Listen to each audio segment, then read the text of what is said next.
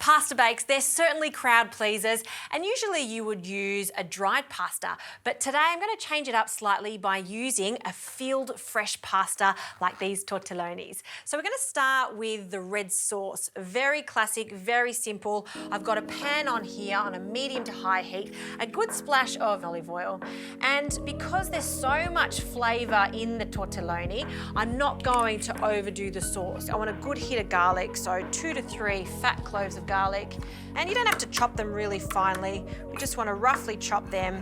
We want to flavour that oil with lots of fresh garlic.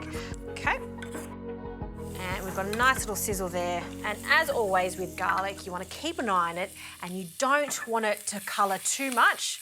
As soon as you start to smell the aroma of the garlic, it's time to add a pinch of salt, and then we'll add our passata. So you just want 1 jar, about 700 grams of passata, or you could use 2 cans of tomato.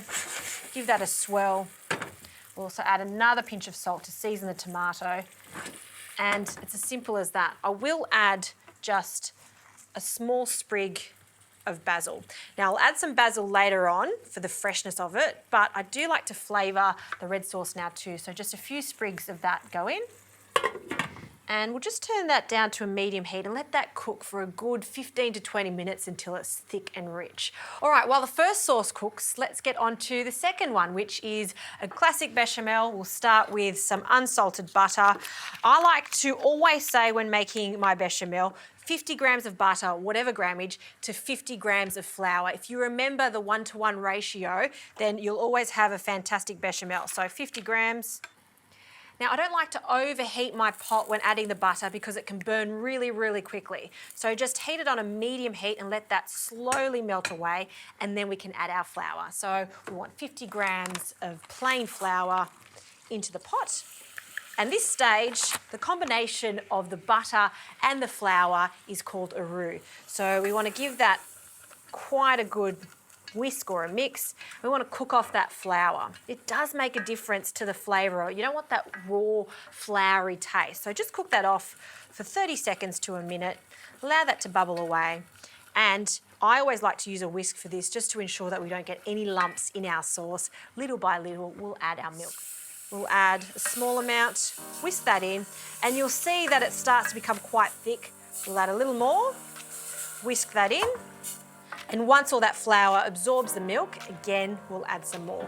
So I'll keep doing this until all of the milk is in. We'll bring that up to the boil, and then I'm going to season it.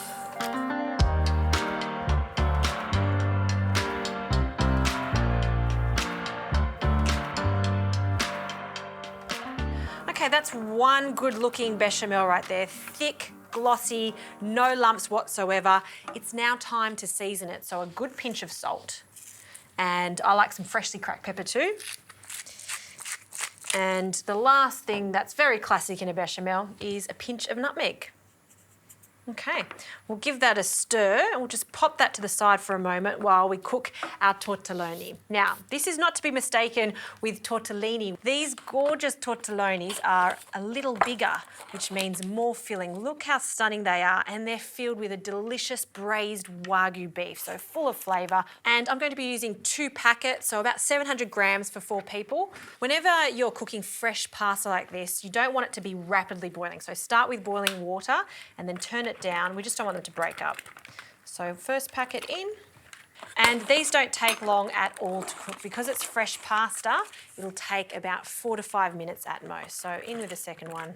While they continue to cook, let's add some cheese to the bechamel because you can't have a pasta bake without lots of cheese. I'm using 2 varieties of cheeses, some mozzarella cheese, and we'll add a small handful of the mozzarella cheese now because I don't want it to be too stringy, and then we'll add the rest later on. So a handful now, and that'll just melt with the residual heat from the bechamel, along with some parmesan cheese just to give it a little bit more bite. Honestly, you could use any cheese you like for this depending on what you have in your fridge. Cheddar's fantastic too. So we'll add some parmesan,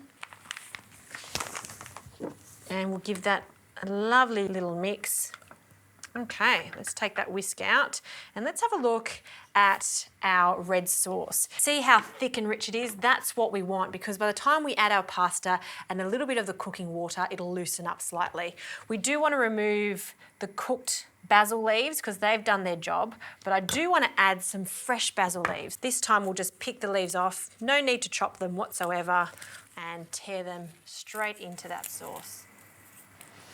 All right, and let's have a look at the tortellone. Look how they've puffed up nicely. So with a slotted spoon, I like to add it straight to the pot of tomato sauce, and don't be afraid to add some of that pasta water. In fact, I want some of that pasta water to go in there. We'll grab a wooden spoon and give that a mix and just coat all of the tortellone in that yummy sauce. I mean, this as is just delicious. We'll pop them into a baking dish. I always like to just drizzle a little extra virgin olive oil on the base of the baking dish, just to help with the cleanup later on. And then into the dish.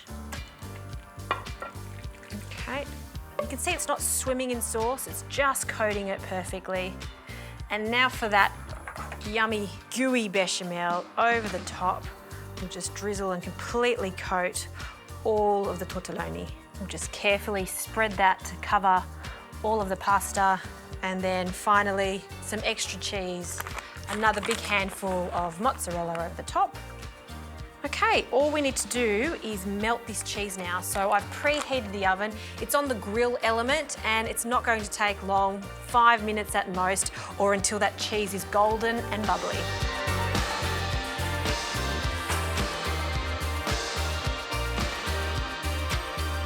Well, have a look at that gorgeous pasta bake, perfectly golden on the top.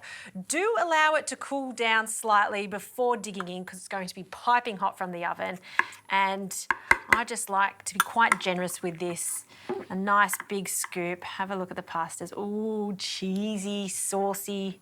Nothing worse than having a pasta bake that's a bit dry, and this certainly isn't.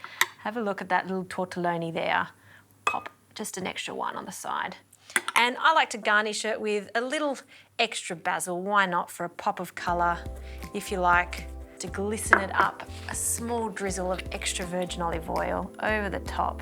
And that is a really lovely way to make a pasta bake with 2 types of sauces. But what really makes this quite special is that tortellone that's stuffed with braised wagyu. Ooh, I'm salivating just talking about it. Let's have a little taste. Oh, so pillowy and soft. Absolutely divine. And that bechamel really just ties the whole thing together.